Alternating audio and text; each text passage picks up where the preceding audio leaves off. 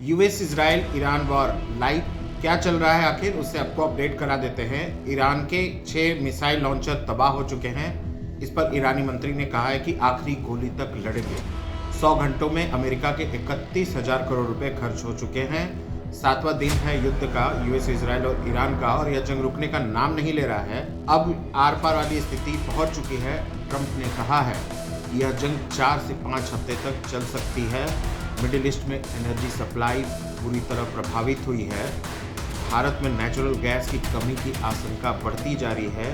देश की सबसे बड़ी जो गैस मार्केटिंग कंपनी है गेल ने स्टॉक एक्सचेंज को जानकारी दी कि वो अपने उपभोक्ताओं को गैस सप्लाई में कटौती पर विचार कर रहा है। गेल ने कहा है कि हम स्थिति का आकलन कर रहे हैं और डाउनस्ट्रीम कस्टमर्स की सप्लाई कटौती की जरूरत पड़ सकती है। गेल का यह भी कहना है कि उसके long term supplier Petronet LNG limited ने 3 मार्च को फोर्स मेजर नोटिस जारी किया, जिसके बाद 4 मार्च से पेट्रोनेट से गेल को एलएनजी की सप्लाई 0 हो गई। इजराइल की कमर्शियल हब जो है तेल अवीव पर बड़ा हमला हुआ है। ईरान की इस्लामिक रिवॉल्यूशनरी गार्ड कोर ने दावा किया है कि उसने इजराइल के कमर्शियल हब तेल अवीव पर मिसाइलों और ड्रोनों की एक नई वेब लॉन्च की है। मिसाइलें तेल अवीव की ओर जा रही है, यह ईरान की स्टेट न्यूज एजेंसी इरना ने IRGC के हवाले से कहा है, और कंबाइंड मिसाइल और ड्रोन अटैक किया गया है, इस बात की जानकारी भी दी है, जो तेल अवीव के दिल में लोकेशंस को टारगेट कर रहा है। लेकिन इजराइल डिफेंस फोर्सेस की तरफ से अभी तक कोई इनकमिंग मिसाइल अटैक का अलर्ट या वार्निंग जारी नहीं किया गया है। टाइम्स ऑफ इजराइल की एक रिपोर्ट है जिसमें कहा गया है कि IRGC के इस दावे के बावजूद इजराइल में कोई सायरन नहीं बजा और ना ही इंटरसेप्शन की कोई खबर आई है। तो ईरान जो है वो कह रहा है कि वो लंबी जंग के लिए पूरी तरह तैयार है।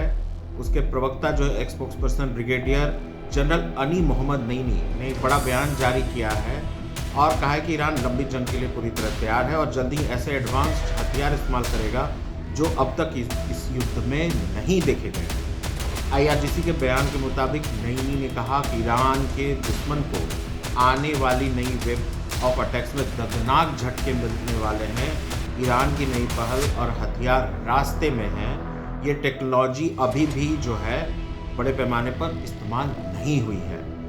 उन्होंने इस युद्ध को पवित्र और वैध जंग बताया और कहा कि ईरान पिछले साल के 12 दिन के युद्ध से कहीं ज़्यादा तैयार है। ईरानी रेड क्रिसेंट सोसाइटी और तस्नीम न्यूज एजेंसी के मुताबिक कम से कम 1230 लोग मारे गए हैं। इसमें सिविलियंस और मिलिट्री पर्सनल दोनों शामिल हैं।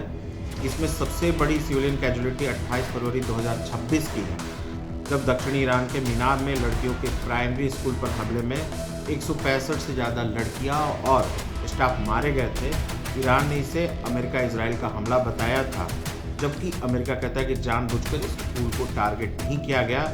कई रिपोर्ट्स में यह संख्या 168 बताई गई, जबकि घायल 96 से 114 तक बताए गए।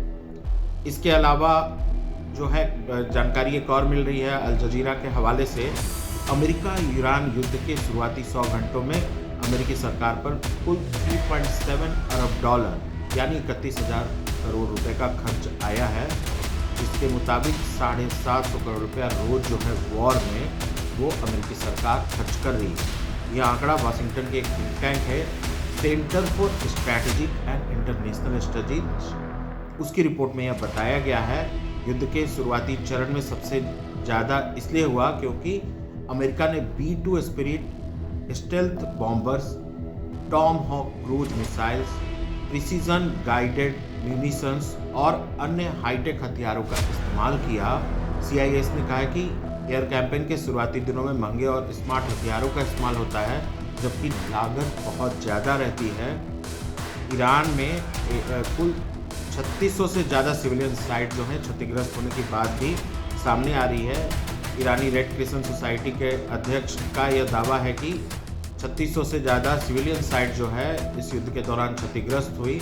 इसमें 3000 से ज़्यादा घर शामिल हैं। इसके अलावा 500 से ऊपर कमर्शियल और सर्विस सेंटर, 14 मेडिकल या फार्मास्यूटिकल फैसिलिटी और 9 जो है रेड क्रिसेंट सोसाइटी की अपनी फैसिलिटी भी प्रभावित हुई है।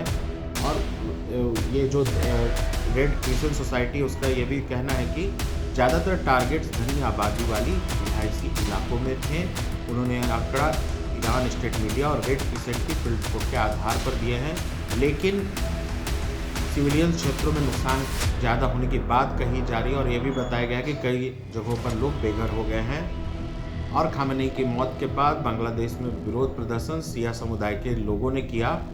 भारत के विदेश मंत्री का एक बयान है, वो भी हम अपने दर्शकों से शेयर करना चाहेंगे। पीयूष गोयल ने बड़ा बयान दिया है और उन्होंने कहा है कि युद्ध के बीच मंत्रालय हर दिन निर्यातकों के साथ मीटिंग कर रहा है। उन्होंने भरोसा दिलाया कि सरकार उद्योगों के साथ, इंडस्ट्रीज के साथ खड़ी है। साथ ही अभी कहा कि हम सुनिश्चित करना चाहेंगे कि सभी अंतर्राष्ट्रीय प्रतिबद्धताएं जो हैं उसको पूरा किया जाए, जिससे हम एक विश्वसनीय भागीदार का भारत को दर्जा मिला और आगे भी हम विश्वसनीय भागीदार बन सकें। इसी तरह की लेटेस्ट अपडेट के लिए बने रहें हमारे साथ। हमारे वीडियो को लाइक करें, सब्सक्राइब करें और शेयर करना ना भूलें।